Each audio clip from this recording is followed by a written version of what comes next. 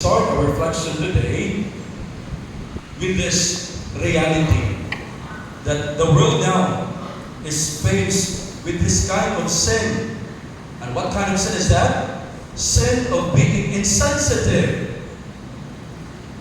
Or the sin of being indifferent. Or the sin of indifference. On someone indifference or being insensitive. You have the capacity to help, but you don't care. Hindi man kita mapigtaan, brother. Awa na ilabot na ng tamanan, brother. My brothers and sisters, our gospel reading for today is a reminder for us. Are we becoming indifferent and insensitive, especially for the least of our brothers and sisters? I'll give you an example.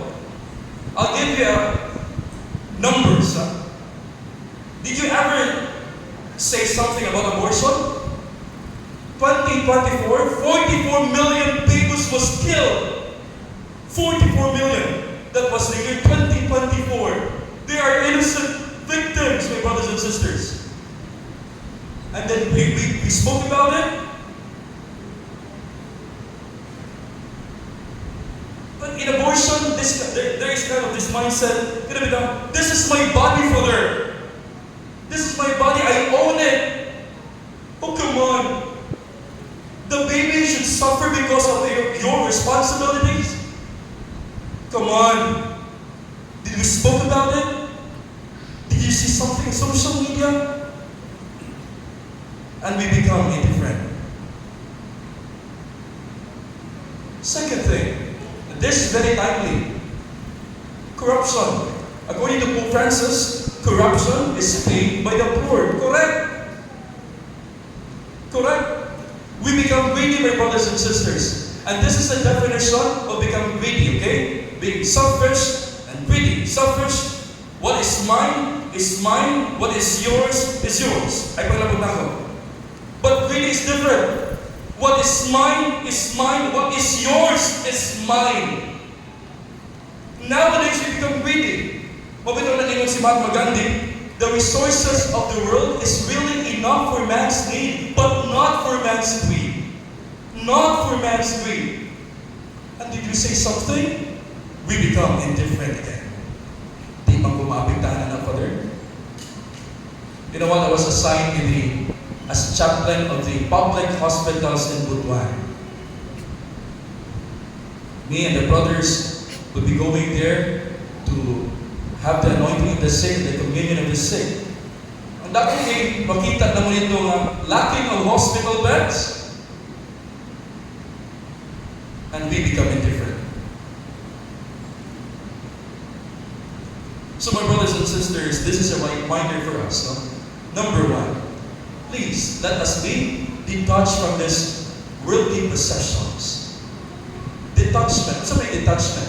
Sa Bisaya pa may zone. Unsay ihatag sa Ginoo, ibalik sa Ginoo. Kasagaran nato may zone unsay ihatag sa Ginoo, ato nang ikib. Dili nato ibalik sa Ginoo. Usaon pagbalik sa grasya. For example, kung manegosyo ka, di ba magtuyok-tuyok ang alin?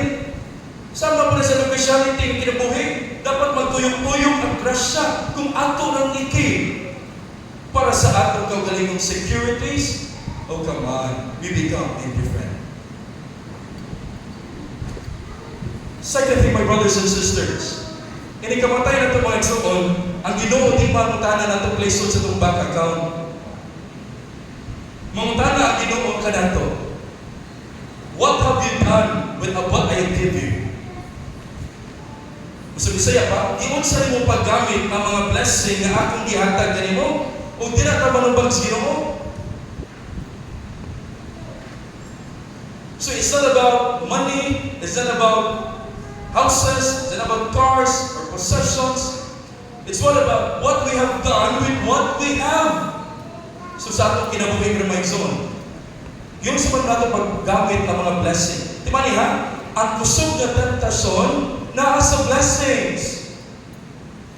Nasa blessings. Well, careful mga igsoon. For example, daghan ka o time. Pero wag yung panahon sa Ginoo. Na kay talent, pero hindi mo ihalad sa Ginoo. Na kay treasure, pero imong ikip. dili mo ibalik sa Ginoo. So, we will be judged at the end of our day, my dear brothers and sisters. What have we done with what we have?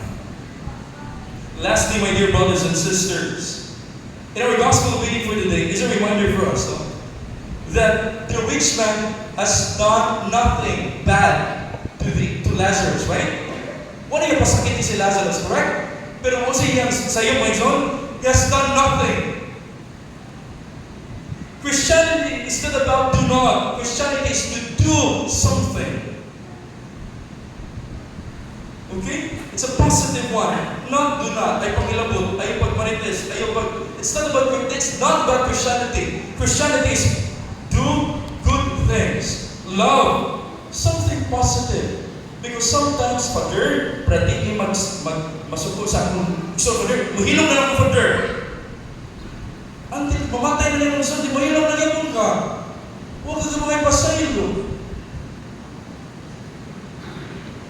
Again, the rich man today is a reminder for us. No? Yes, we can do no harm to other people, but have we done something to them? If not, we still have the time today, the coming days. So let us repent. Please stop being indifferent. Stop being insensitive. Help one another. Amen? Please stand.